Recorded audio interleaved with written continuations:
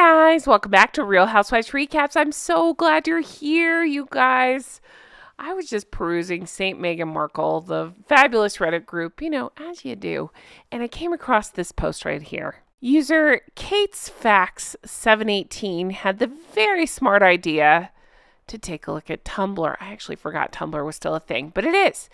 And they took a look at confessions. And if you're like, hey, Jen, what's Confessions? It's a place where you can go and anonymously share your thoughts on whatever the topic. And I guess there seems to be a group of people that have a lot of thoughts on Meghan, and they're sharing. And I find it very funny. So I thought, let's read some of these. Now, I definitely still want you to go to St. Meghan Markle. This Kate's Facts shared 3 different posts of this, so give her the like or whatever. Give her the credit, because it was very smart on her part to find these. But let's take a look and have a discussion about them, shall we? Now, I've taken them out of order, and I've cherry-picked some of my favorites.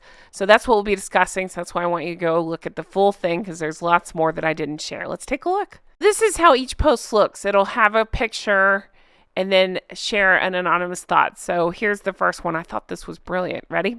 Meghan has unrealistic goals of living like a Saudi prince, of being loved as Princess Diana, and as revered as Mother Teresa. Ding, ding, ding. Exactly.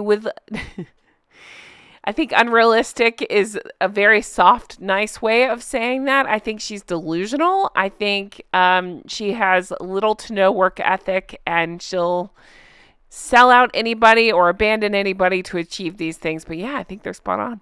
All right. Harry and Meghan are the complete opposite of helicopter parents. They're more like private jet parents, because that's where they spend most of their time. I thought this was so clever and so funny, and I'm still cracking up about it. Continuing on this theme, somebody shared this one. Meghan was having a mom's night out, ? Given her vacation track record, I think every night is a mom's night out for her. Yeah, I think so too. And I think it's really funny that people are calling this out, because normally it's just not something, everybody's entitled to a night out, but it's like these two are never, like, they brag and they've made it part of their, talking point to never be with the kids. It's very weird. All right, continuing on. For someone who cried about not knowing anything from the curtsy to the British national anthem, Meghan was extremely aware of royal prerogatives. She knew about jurisdiction over the word royal and knew her children's rights to titles once Charles became king. She knew about rights to security. The only thing she was unaware of was her royal duties. How convenient. I thought this was such a good point, and something maybe I've glazed over in the past, but yeah, exactly this. Sharp as a tack with that stuff, but can't be bothered to learn the national anthem, confused by how to curtsy, even though there's evidence that she did it on her show. And then this one was shared by, again, anonymous. Meghan reveals her and Harry's holiday traditions. Don't you need a family for that? Yeah. Yeah, they could be talking about either side at this point. Pretty good. All right, the next one says, I can't believe media outlets still say Harry and Meghan made a rare comment about ...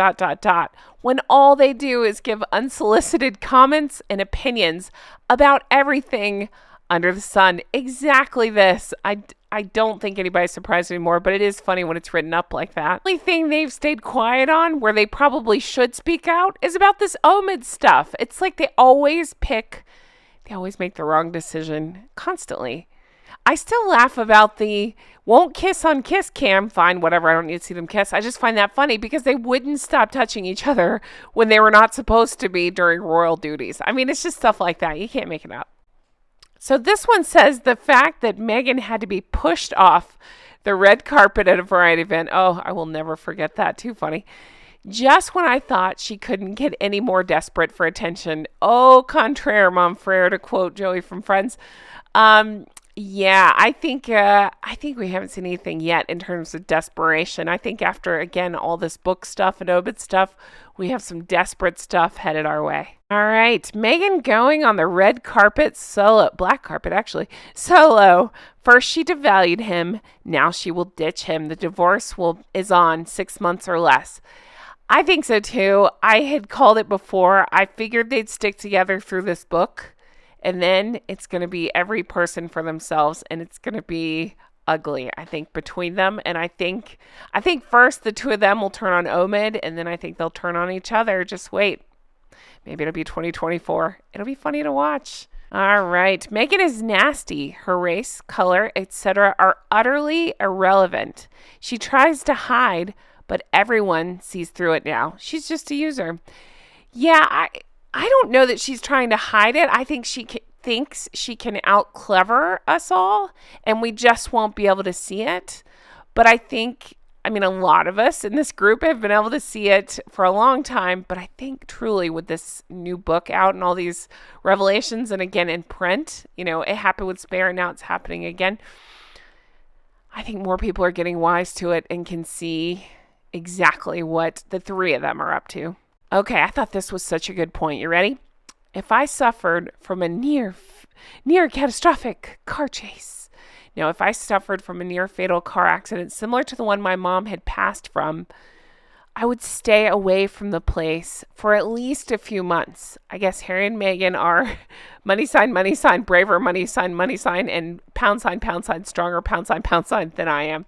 Yeah, exactly this. And I'll take it a step further and say what we all said with the near catastrophic car chase. If you're really still reeling from all the stuff with your mom, why aren't you buckling up? And yeah, why go back to that city if that really happened? It just doesn't make any sense because it's all lies. Okay, this is a sensitive subject for some, so apologies, but I do think it's important to discuss not the specifics, but more of, hey, look, here's another example how they continue to tell different stories and contradict each other. You ready? Meghan's loss, shall we say, as per New York Times. Okay. Falls to the floor in Archie's nursery. Second version, Meghan's loss, as per Netflix, falls to the floor while giving a house tour to a friend. Story number 3, Meghan's loss, as per Spare, falls to the floor as they have a drink together in their new home. The only consistency is that she collapses. They can't keep any of their stories straight. They contradict each other in everything. I just talked about this in the Oprah interview. They literally contradict each other in the same interview when discussing, color stuff.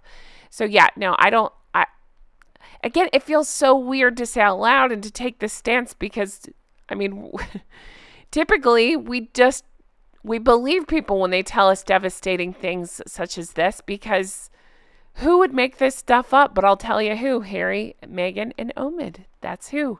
And so we get differing stories like this. All right, this one's fun. Ready?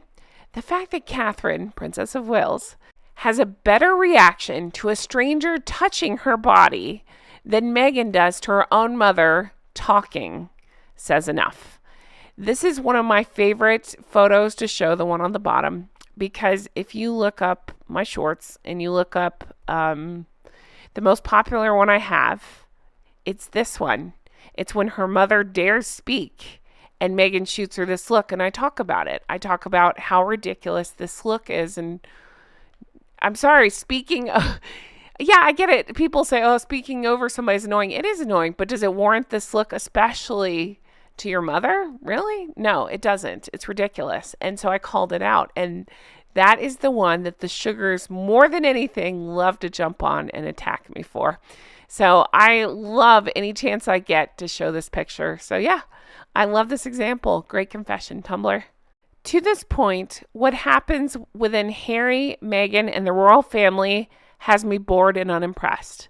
But the obsession they have with Catherine, Princess of Wales, especially using videos and pictures of her being harassed, is getting on my nerves. Just leave her alone. I don't know if Harry and Meghan feel the need to prove Meghan suffered more than Catherine, but please go away. You both are exploiting Catherine's suffering. Meghan is supposed to be a feminist and an advocate, so fuck off. So well said. This is definitely something I've discussed as well. A lot of us have. I have a whole video on it where I show that Catherine was actually being targeted and Meghan was often, again, calling paparazzi on herself, things that we've seen quite a bit of. So you can check that out, and I go into depth about how they like to use what actually happened to Catherine and spin it to make Meghan a victim. It's really disgusting, and I'm just so glad that after all that Catherine has endured, that more people are seeing it now. All right, I love this one. I thought this was so well said. Meghan thrives off drama, while Catherine thrives off peace. Yep, I thought this was such a great point, and that's why we will see Meghan continue to spiral, and we will see Catherine continue to thrive. This is something I think about a lot, and you guys bring it up in the comments a lot, so I'm glad this person is discussing it. You ready? Meghan had every opportunity to become the most beloved, successful woman on the planet. Maybe. But no, she had every opportunity handed to her on a 24-karat gold platter. It takes some serious effort and delusion to destroy everything she has for herself. Exactly this. To quote Tyra Banks, we're all rooting for you. And she cocked it up royally, and she has no one to blame but herself and her stupid husband. All right, I thought this one was pretty good. You know, I love petty. Usually when you're friends with a celebrity, they give you the floor seats, from basketball to concerts to shows to movies, etc. So I find it odd that Harry and Meghan were in a suite at Beyonce's concert while actual celebrities were on the floor. Harry and Meghan always sit in the box like they're at the dang opera. It's because somebody, and I don't know if it's them or their management or somebody, is having to pay for the tickets. That's my opinion. That's my hypothesis. Go with me on this. They're paying for the tickets, and then they can be like, oh, we were there with our friend Beyonce, whatever, even though they don't have any pictures with their friend Beyonce. I just find it very funny, and I thought this was a great point. All right. People who think Meghan is a self-made millionaire should get a reality check. No one knew her before Harry, and all the credit to whatever popularity she had, I don't even think it's popularity anymore, has to be given to the royal family. Yeah, exactly this. And then think about the books we've read and how she's used people along the way to get where she's at. And then what does she do? Washes her hands of them. That's that. All right. How funny that Meghan was down to move to Africa when she couldn't even move to the UK, a first world country, without having culture shock so bad that she had to move back. Exactly this. I think, what was it, Spare? They tried to feed us the line about, oh, we actually thought about being private and like maybe getting married there or moving there or both, something like that. And everybody called BS on that. There's no way. There's no way. Couldn't even make it in like Canada. No offense to my Canadian geese, but I'm saying like they failed in the UK, they failed in Canada, they're failing in America. No. Meghan taught me when it's background on the photo, it's always staged by the celebrity. Thanks. There was another video I did where we talked about things we learned from Meghan. I think my biggest thing is I used to reach for things like People magazine when I was, I don't know, waiting in a doctor's office or something, but no more because I can't not see the complete BS in that magazine especially. It just seems to be her go-to place for, I don't know, speaking out against the royal family and things. It seems to be her place to plant stories, so I will not be reaching for that magazine anymore. All right, the fact that so many great podcasts came from tiny groups of people, sometimes even individuals, but Meghan can come up with a decent podcast with a team of 28. You don't know how funny I find this comment. I'm a one-woman show here. Sometimes I have a man next to me, my husband. But no, I do this on my own and put out multiple videos a day, tons per week. So I get the amount of work that it takes to research and put together things. And she just couldn't be bothered. She couldn't even interview people on her own. Remember that? The story went something like others, unless it was a big celebrity she actually wanted to talk to, others would interview them. And then she'd just clip in her voice, acting like she was having a conversation with them. Oh, you guys, I swear I have PTSD about this podcast. It still gives me shudders thinking about it. I listened to a little bit of it, and it still haunts me of how bad that thing was. But yeah, I think that's a great point. How many of us are solo on our projects and stuff. We don't have 28 people working for us, doing our jobs for us, and we're able to be successful, but she can't. All right. This one I did not know about. Let's talk about this. Benita Litt, I hope I'm saying that right, sat next to Meghan's mother at her wedding. I didn't think anybody sat next to Meghan's mother at the wedding, but maybe they meant the reception.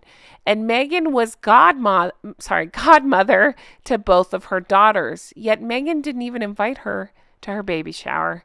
It's absurd how Meghan cuts off people who she claims to be important to her. I don't know about this Benita Litt, but I'm sure she's one of about, I don't know, 100 people or something that we've heard of that once they, I don't know, can no longer benefit Meghan, she drops them like a hot rock. That's that. No looking back. And finally, we have this one. Meghan saying, I'm not going to say anything about your brother, but it's so obvious. Of course, this was from the Netflix thing. It's so weird the way she speaks about Harry's family. It's disgusting, and she just drives them further apart. Exactly that. That's exactly what she's doing. We saw it in the Netflix. We've seen it over and over. I mean, even now with this endgame stuff, and listen, I say it all the time, he's no victim. He's just as much to blame and sometimes more. But it is weird. It is weird seeing it like that. And I don't know. Yeah, I think she does it to him about his family, but I also think she does it about the paparazzi and who knows what else. But think about, again, in Netflix when she's like, that paparazzi's chasing us on the scooter. And as soon as she says that, Harry's like, huh, what? You know, looking around nervous and stuff, right? He's got this weird paranoia about the press. She knows it, so she uses it. He's got this weird paranoia about his family. She knows it, so she uses it. I just think it's another one of her, I don't know, games, way to control him, something like that. And it's gross and it's disgusting to see. But again, he's no victim. He's just as much to blame as she is. They both suck, and now they found their third sucketeer. Omid, hey, I just came up with that on the fly. I'm going to pat myself on the back for that. I sound like Meghan. Oh, you guys, this was so fun. I love these. I'm down to do more. I'm happy to go dig through and see if I can find more of these because I'm into them. These are fun and interesting, and they create good topics of conversation. So if you want me to dig through Tumblr, see if I can find more, I'm happy to do that. Let me know in the comments. Shout out and thank you to Kate's Facts 718 for the idea for this video, and I'm happy to do more like this. Just let me know your thoughts. You guys, thank you for being here and for watching. I can't wait to read your comments on this one. Which one was your favorite of the Tumblr entries so far? Is there one that you'd put in there? Let me know. But if you want to further support the show, of course, we have merch. Make it make sense. Recollections may vary. One of my favorites now is the Not Bloody Likely. And as always, we have the Drunk Goose Club merch. Honk, honk. Check that out. I still get questions. Hey, why do you honk? Why do you say Drunk Goose Club? Well, it's because one of Meghan's cronies said I sound like a drunk goose. And I find that so funny. So we've thus built the Drunk Goose Club, and it's really taken off, and we really have fun with it, and it's a great group. I'm so happy. You guys are the best. And if you want to further support, definitely check out Patreon, patreon.com/Real Housewives Recaps. That's where you can get the bonus episodes, the deep dives, all the things. You can sign up to become an executive producer, just like the lovely geese and ganders you see before you on the screen right here. I can't wait to bring you more stuff like this, and I will talk to you again soon. Take care. Stay healthy. Bye-bye.